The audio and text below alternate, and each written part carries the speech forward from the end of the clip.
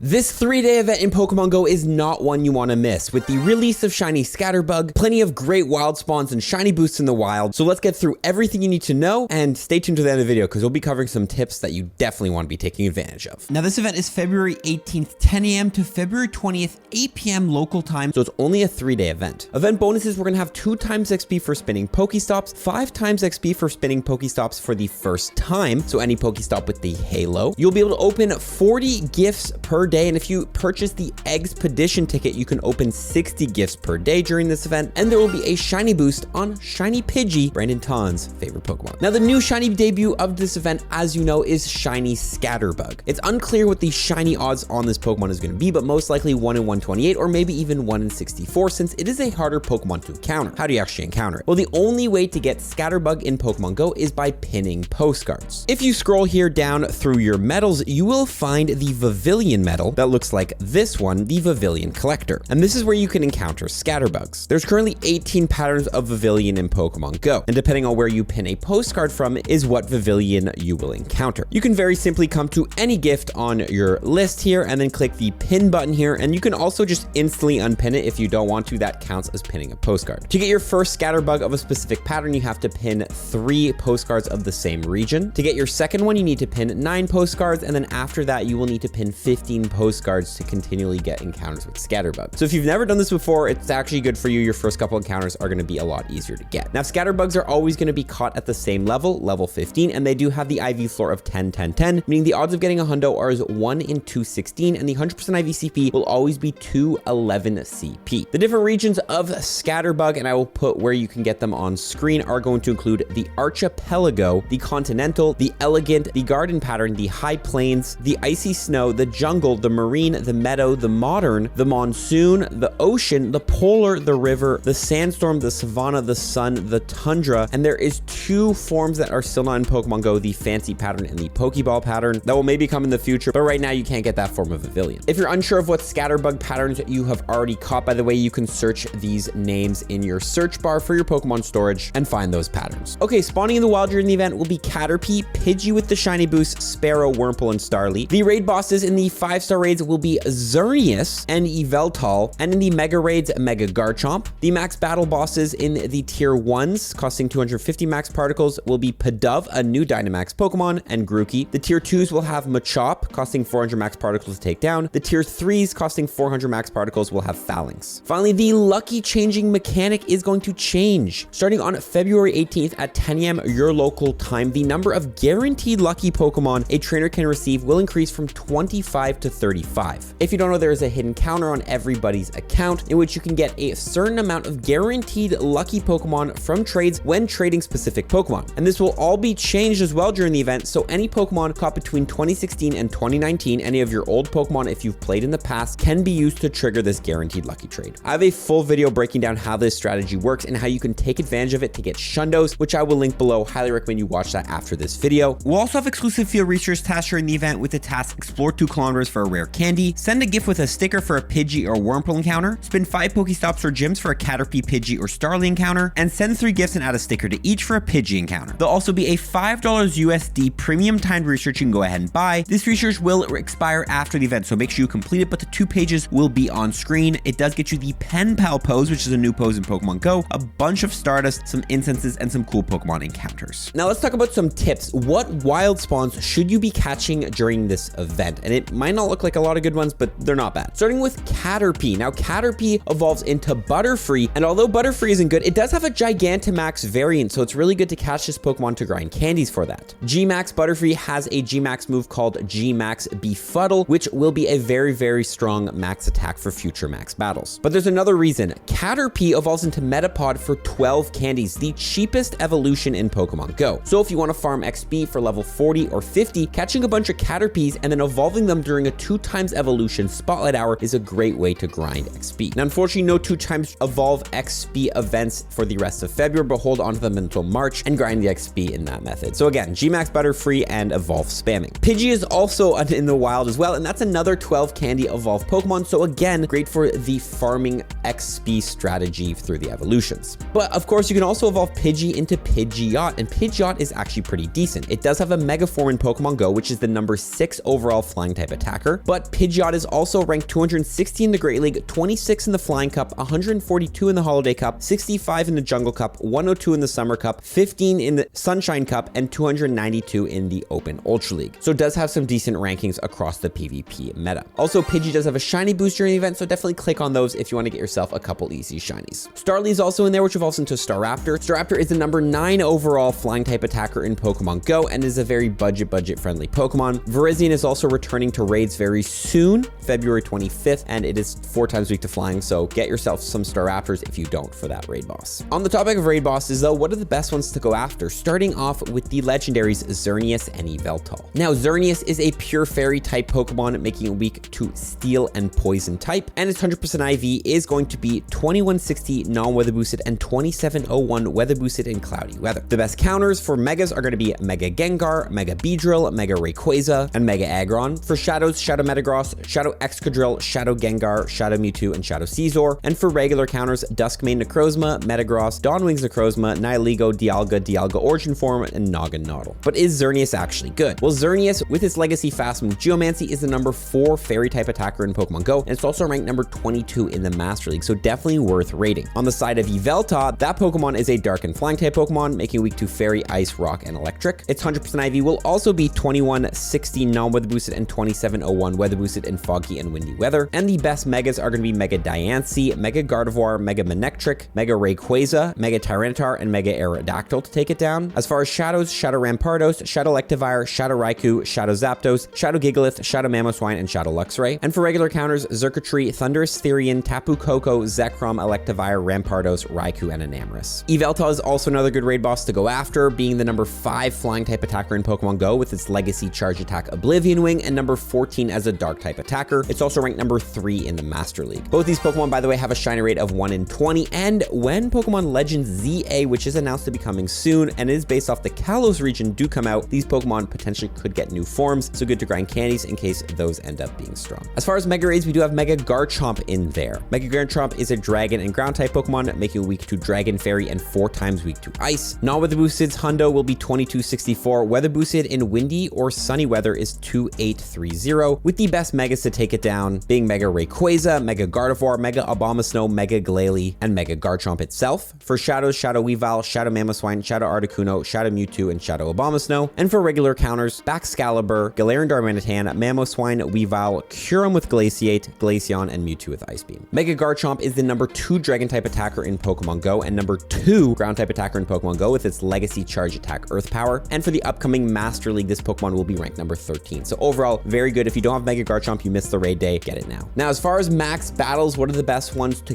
get ready for? Well, we do have the new Dynamax Pidove, which can evolve into Dynamax Unpheasant, being a decent flying type max attacker for future battles like the Gigantamax Machamp, which has been recently leaked. Also, Unpheasant itself is ranked number 17 as a flying type attacker in Pokemon Go. Again, ideal for Virizion coming soon. Dynamax Grookey's in there, which can evolve into Dynamax Rillaboom, which is a solid grass type max battle attacker. Going to be very useful for raid bosses like D-Max Dreadnought. Also, Rillaboom is number 10 as a grass type attacker in Pokemon Go currently and could be even better once it gets its Calm Day. Also, Rillaboom does have a G-Max variant in the future, so good opportunity to grind candies through the max battles. Finally, Dynamax Machop is in there, which evolves into Dynamax Machamp, one of the best fighting type max attackers we currently have. This Pokemon also, of course, does have a Gigantamax form in the future to go ahead and prep candies for it. It could even be one of our max battle days next season. Machamp itself, by the way, is also ranked number 21 as a fighting type attacker in Pokemon Go, ranked 48 in the Great League, 16 in the Fighting Cup, 145 in the Willpower Cup, 77 in the Ultra League, and 145 in the Master League. So overall, very, very useful, and also an ideal Pokemon for taking down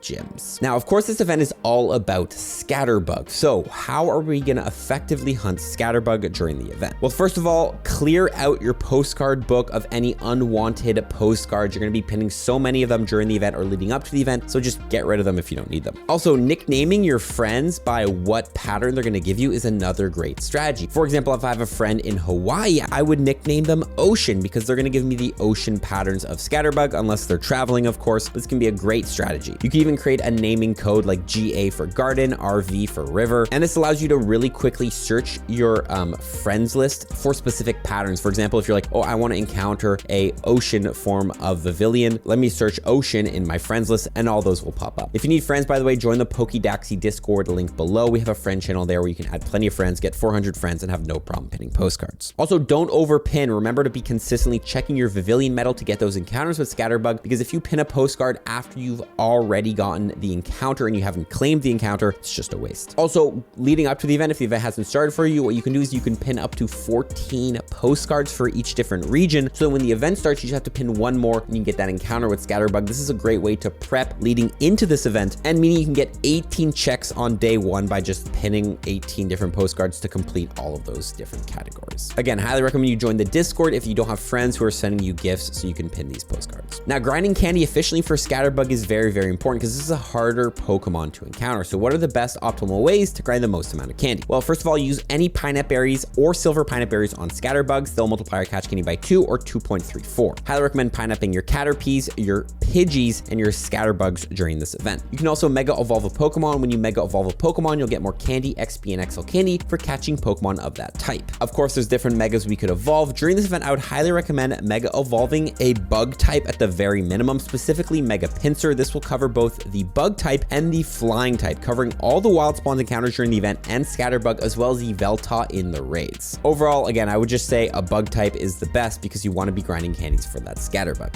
You can also trade away Pokemon. If you don't know when you trade away Pokemon, if the distance between the two Pokemon is less than 10 kilometers, you'll get 1 candy. If the distance is between 10 and 100 kilometers, you'll get 2 candies and a 25% chance of an XL candy. And if it's greater than 100 kilometers, you'll get 3 candies and a 100% chance of an XL candy. Holding on to any Scatterbugs, different Pokemon you catch during the wild that you want to try to get more candy for can be a very, very effective strategy during this event. It's also another way to re-roll IVs. For example, when you trade away Pokemon, the IVs completely change. So trading a bunch of Scatterbugs or whatever Pokemon you might have to try to just re-roll, try to get some good IVs. There's a 5% chance, by the way, when you trade Pokemon that they go lucky with the IV floor of 12, 12, 12, meaning there's a 1 in 64 chance of being a hundo. Finally, you can transfer Pokemon. Every time you transfer a Pokemon, you'll get 1 candy. Of course, you can just transfer Pokemon, or you can wait for a 2 times transfer candy event. Most likely, we will not have one until March, which is a bit unfortunate, but any Pokemon you really, really want candies for, Legendaries is a great example. Hold on to them in your storage until a 2 times transfer candy event. I'll update you here on the channel when that is. Now, you need 35 Platinum Medals, go from level 48 to 49 in Pokemon Go. So which one should we be working on during this event? Of course, the Bug Catcher medal. A lot of bug types in the wild during the event, so this will be a great medal to go ahead and work on. Same with the Bird Keeper medal, a couple flying different Pokemon like Pidgey, so you can work on this medal. This medal, of course, will be a game changer. The Vivillon Collector medal, you can very easily probably platinum, or you want to try to platinum this medal during the event, as this event is literally all about Scatterbugs and this medal. If you decide to follow my trading strategy, you'll be working on your Gentleman medal, trade 2,500 Pokemon. We also have the Rising Star medal, defeat 150 species of Pokemon in raids. If you haven't done a Yveltal, Xerneas, or Mega Garchomp raid, do one to get a point towards this medal. And finally, as per every single event, we do have event showcases. So the Showcase Star medal, win 100 Pokestop showcases, is another medal you can try to win. Again, this is one you should always be working on because you do want to get that final encounter with PhD Pikachu. Finally, let's cover some tips that I don't see a lot of people talking about, but don't really fit into a category. First of all, if you want to be the most efficient in catching, grinding candy, especially for any of those Pokemon you want to evolve, you want to use the Quick Catch technique and Palkia's Spatial Rend ability. The Quick Catch technique will allow you to skip the catching animation and catch Pokemon like 4 times faster almost. And the more Pokemon you catch, the more efficient in grinding you'll be. Also, using Palkia's Spatial Rend ability for Palkia candies and Stardust will double your spawn distance. If you don't have an Origin Palkia with Spatial Rend, see if you can get a friend to trade you over one, because when you use this ability, it'll be much, much more efficient in your grinding. Top players using these techniques can catch over 600-700 Pokemon an hour. Also, make sure you have a buddy that's at least the Great Buddy level set, so when you go ahead and miss a throw, sometimes that buddy can do the buddy bounce back, giving you a second chance and saving you that Pokeball. Remember to also download all assets in your advanced section of your settings. This will download all the assets to your phone, making your gameplay experience much, much better because it's not pulling them off the internet. And also remember to use native refresh rate on your phone if you can handle it. It takes a lot of battery, but it'll use your phone's native refresh rate, making for a much smoother gameplay experience. Now, of course, we do have the bonus of 2 times XP from spinning Pokestops and 5 times XP from spinning a new Pokestop. So using a Pokeball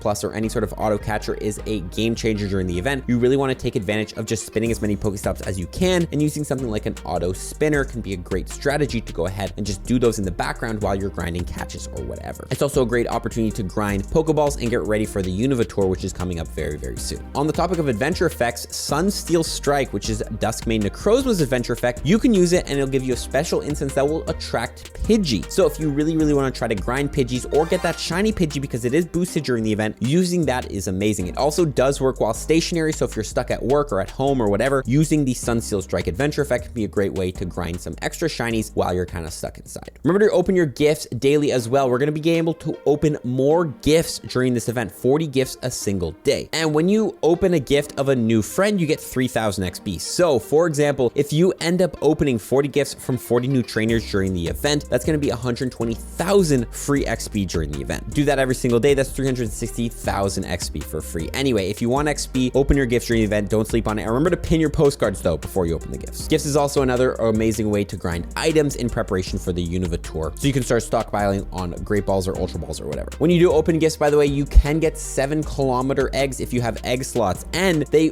do hatch right now, red and blue stripe Basculin, which are region locked Pokemon depending on where you got that egg from. But these are rare shiny Pokemon that you want to go ahead and grind. Also, Galarian Corsola is ranked #1 in the Open Great League right now, and that's only available through 7-kilometer eggs. Finally, sending postcards to Pokemon Scarlet to get coin bags. Remember, you're going to be pinning a lot of postcards, so you'll have a lot of extras. And if you have a Nintendo Switch and Pokemon Scarlet or Violet, you can go ahead and send it over to get a coin bag that can get you encounters with a ghost type Pokemon Gimmighoul. If you do this for 5 days in a row, you will also get a golden lure module in Pokemon Go, which is the lure you can drop down that will get you gold coins and also a lot more items when you spin that Pokestop. Overall, this is something you should just always be doing, but especially now because you're going to have so many postcards pinned. If you want to learn more about the lucky trade technique, watch this video. And if you want to learn more about Vivillon, watch this video. Appreciate y'all tuning in. All for tips. Peace.